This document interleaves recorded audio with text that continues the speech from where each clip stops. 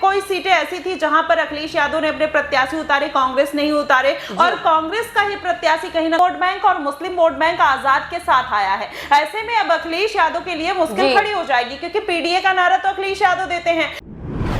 नमस्कार, मैं आश्रुति वोरा और आप देख रहे हैं नेक्स्ट 9 न्यूज। आपका बहुत बहुत स्वागत हमारे इस खास प्रोग्राम देश की सच्चाई में। बात करने जा रहे हैं उत्तर प्रदेश के बारे में, उत्तर प्रदेश में बिगड़ती और बनती राजनीति के बारे में, क्योंकि हाल ही में जब से लोकसभा चुनाव खत्म हुए हैं, लोकसभा चुनाव के परिणाम सामने आए हैं, उसके बाद से ही उत्तर प्रदेश का जो राज्य है वो लगातार चर्चा में बना हुआ है। चर्चा में बने रहने का कारण यह है क्योंकि भारतीय जनता पार्टी की उत्तर प्रदेश में करारी हार कहीं ना कहीं हुई है, समाजवादी पार्टी की जीत हुई है, और मायावती जो एक राजनीति का एक बड़ा नाम यूपी में कहीं ना कहीं ली जाती है, वो मायावती का इस बार वर्चस्व जो है वो पूरी तरह से इस लोकसभा चुनाव में खत्म होता नजर आया है। लेकिन अब उपचुनाव है और उत्तर प्रदेश में 17 सीटों पर उपचुनाव जो होने वाले हैं, इन 17 विधानसभा सीटों की चर्चाएं लगातार हो रही हैं। कारण यह है क्योंकि उपचुनाव में मायावती जो एक नाम है उत्तर प्रदेश का, उत्तर प्रदेश की पूर्व मुख्यमंत्री भी रह चुकी है मायावती आखिर क्या रणनीति जो है अब इस उपचुनाव में बनाती नजर आएंगी, क्योंकि लोकसभा चुनाव में मायावती की बहुजन समाज पार्टी की करारी हार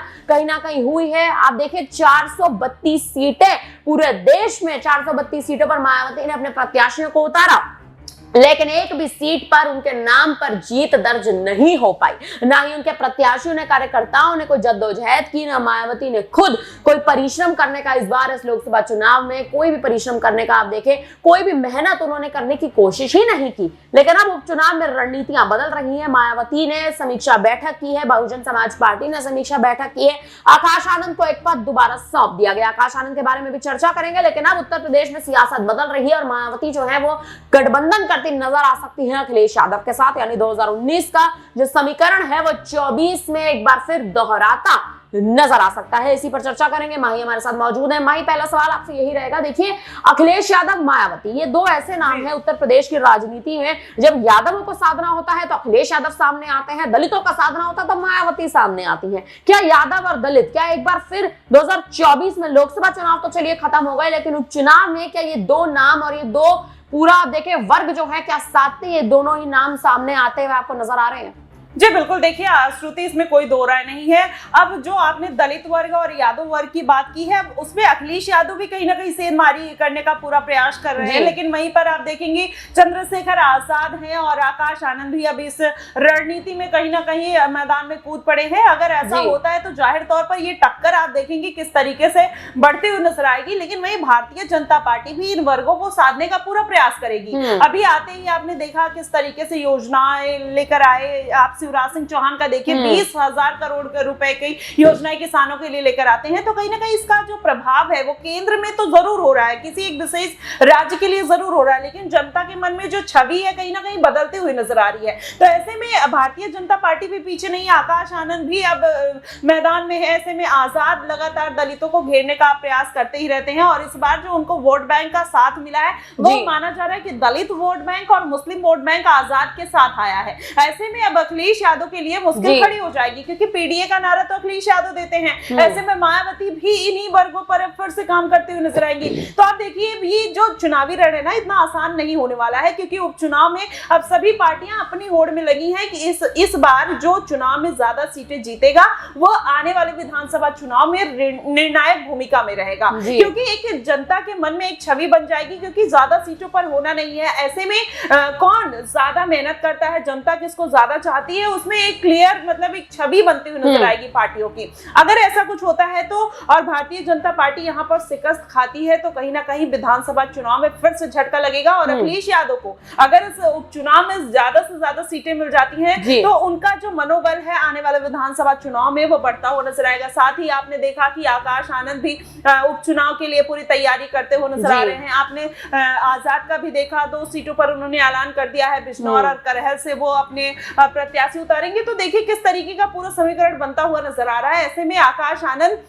कहीं ना कहीं अब ये भूमिका निभाते हुए नजर आएंगे और चाहेंगे कि लगातार उनको इस सीटों को लेकर जीत मिलती हुई नजर आए और उसके लिए वो पूरा प्रयासरत हैं। तो ये सियासी समीकरण देखेंगे, सारी पार्टियां अपने अपने जद्दोजहद में लगी हैं कि कौन इस उपचुनाव में ज्यादा से ज्यादा सीटें हासिल करे और विधानसभा चुनाव में अपना परचम लहराते हुए नजर आए। विधानसभा चुनाव जो है लगातार चर्चा में बने हुए हैं। कारण यह है क्योंकि मायावती जो है वो इस समय आप देखें लोकसभा चुनाव में कहीं ना कहीं जो मायावती के पैर, बहुजन समाज पार्टी के पैर जो डगमगाते नजर आए थे और वही मायावती कहीं ना कहीं अपने पैरों को मजबूत करती नजर आ रही है। इसी के चलते आकाश आनंद की भी वापसी कहीं ना कहीं कराई गई है। बात अखिलेश यादव की भी करते हैं। देखिए अखिलेश यादव को अगर आप देखें मायावती के साथ गठबंधन करेंगे अखिलेश यादव, चाहे इस उपचुनाव की बात करें चाहे यूपी में देखिए विधानसभा चुनाव की बात करें, अखिलेश यादव अगर मायावती की ओर अपना रुख करते हैं या अब मायावती अपना अखिलेश की ओर रुख करती हैं तो इंडिया गठबंधन से अखिलेश यादव को कहीं ना कहीं अपना हाथ जो है छुड़ाना पड़ेगा, क्योंकि मायावती पहले ही मना कर चुके कि किसी गठबंधन में यानी किसी आप देखिए पूर्ण किसी गठबंधन चाहे इंडिया हो चाहे इंडिया हो किसी गठबंधन में वो शामिल नहीं होना चाहती।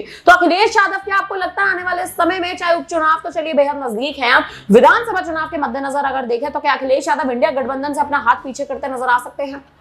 देखिए श्रुति, मुझे ऐसा भी नहीं लगता है कि अखिलेश यादव किसी भी तरीके का नाता इंडिया गठबंधन से तोड़ेंगे, क्योंकि अभी इस बार जो उनके साथ कांग्रेस के साथ उनकी बॉन्डिंग देखने को मिली है, जाहिर तौर पर वो बॉन्डिंग बेहद खास रही है और वही वजह है कि दोनों का जनाधार कहीं ना कहीं एक दूसरे को मिलता हुआ नजर आया है। ऐसे में कोई सीटें ऐसी थी जहां पर अखिलेश यादव ने अपने प्रत्याशी उतारे, कांग्रेस नहीं उतारे और कांग्रेस का ही प्रत्याशी कहीं ना कहीं सपा की पार्टी के प्रत्याशी को जीत दिलाता है। आप अयोध्या की अगर बात कर लीजिए, अयोध्या में जिस तरीके से अवधेश प्रसाद ने जीत दर्ज की है, ऐसे में अखिलेश यादव उसमें कांग्रेस पार्टी का बड़ा हाथ रहता है, क्योंकि पिछली बार के चुनाव में देखेंगे कांग्रेस का प्रत्याशी अयोध्या सीट पर भारी मतों से उन्होंने भारी ज्यादा वोट जीते थे और वो चुनाव प्रचार करते हैं और कहीं ना कहीं उनका जो एक जनाधार था वो अखिलेश यादव के साथ आता हुआ दिखाई दे, जिसकी वजह से अयोध्या सीट में जीत मिली है। तो ऐसे में अखिलेश यादव इतनी आसानी से नहीं चाहेंगे और देखिए उन्होंने लोकसभा का रुख कर लिया है। अब ऐसे में वो चाहेंगे कि आने वाले दिनों में अपनी पार्टी को मजबूत करें। अगर लोकसभा चुनाव में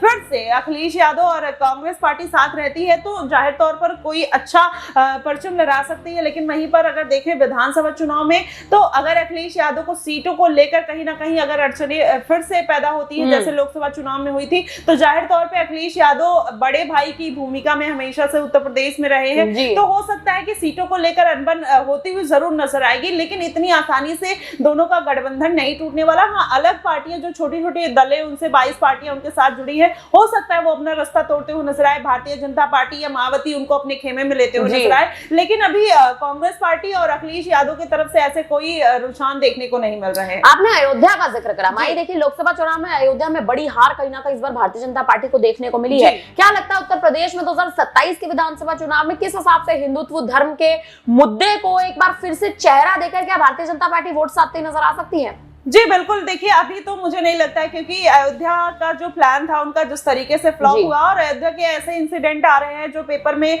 अभी न्यूज निकली है, आज एक न्यूज निकला है जिसमें वहां के जो गड्ढे हैं वो मतलब वहां पे सड़क टूट रही है और कल राम मंदिर के टेम्पल से कहीं ना कहीं उसमें पानी टपकता हुआ नजर आया। तो आप देखिए किस तरीके से अब ये मामला ना फिर से तूल पकड़ता हुआ नजर आएगा। विपक्ष यही मुद्दा उठाते हुए नजर आ रहा है कि अब इतनी जल्दी क्या थी जो इतनी जल्दी में राम मंदिर को बना दिया गया, उसके बाद अब ऐसी चीजें निकलकर सामने आ रही है, कितने लोग का घर तोड़ दिया गया। तो आप देखिए वो मुद्दा कहीं ना कहीं भारतीय जनता पार्टी के पीछे अब पड़ सकता है आने वाले दिनों में। हो सकता है कि उनको विधानसभा चुनाव में भी इसके खामियाजा भुगतना पड़े या फिर विपक्ष यही मुद्दा उठाते हुए नजर आ सकता है। तो आप देखिए भारतीय जनता पार्टी ने हिंदुत्व का मोर्चा भले ही खोला था, लेकिन कहीं ना कहीं जनता को वो रास नहीं आया। जनता को महंगाई, शिक्षा, रोजगार इन सब पर बात करने का मन है और वो चाहती है कि इन सब पर बात हो। और वही राहुल गांधी को वो चीज पता है, अखिलेश यादव को वो चीज पता है और कहीं ना कहीं यही बात है कि जो इस बार वो 234 सीटों पर अपनी जीत दर्ज कर लेते हैं और भारतीय जनता पार्टी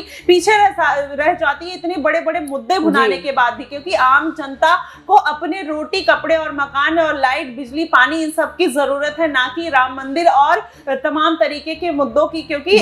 बेसिक और नेसेसरी चीजें यही है और जिसकी वजह से भारतीय जनता पार्टी को नुकसान उठाना पड़ा है। इस बार भारतीय जनता पार्टी को लोकसभा चुनाव में यूपी में बड़ा नुकसान उठाना पड़ा है। लेकिन दिलचस्प अब यह देखना है कि विपक्ष आखिर क्या रणनीति बनाता है एक बार फिर से भारतीय जनता पार्टी को उसका आईना दिखाने के लिए, क्योंकि इस बार की जो हार है वो कहीं ना कहीं बीजेपी के लिए बड़ी सीख है, लेकिन विपक्ष के लिए बड़ी जीत है। और अब देखना दिलचस्प है कि क्या मायावती और अखिलेश यादव, जिनकी चर्चाएं लगातार अब यूपी की सियासत से जुड़ी और खबरें लगातार सामने आ रही हैं, कि क्या अब ये उत्तर प्रदेश में मायावती और अखिलेश यादव एक बार फिर 2019 का समीकरण दोहराते नजर आएंगे या नहीं। गेस्ट हाउस कांड को जो 2019 में हुआ था, कि मायावती उस कांड को भुलाती नजर आएंगी और अखिलेश यादव के प्रति अपना जो रुख है वो बदलती नजर आएंगी इस उपचुनाव में और आने वाले यूपी के 2027 के विधानसभा चुनाव में। फिलहाल अब इस पर आप क्या कहेंगे, आप हमें कमेंट करके जरूर बताइएगा। फिलहाल के लिए हम दोनों को दीजिए इजाजत, बने रहिए हमारे साथ, देखते रहिए नेक्स्ट 9 न्यूज।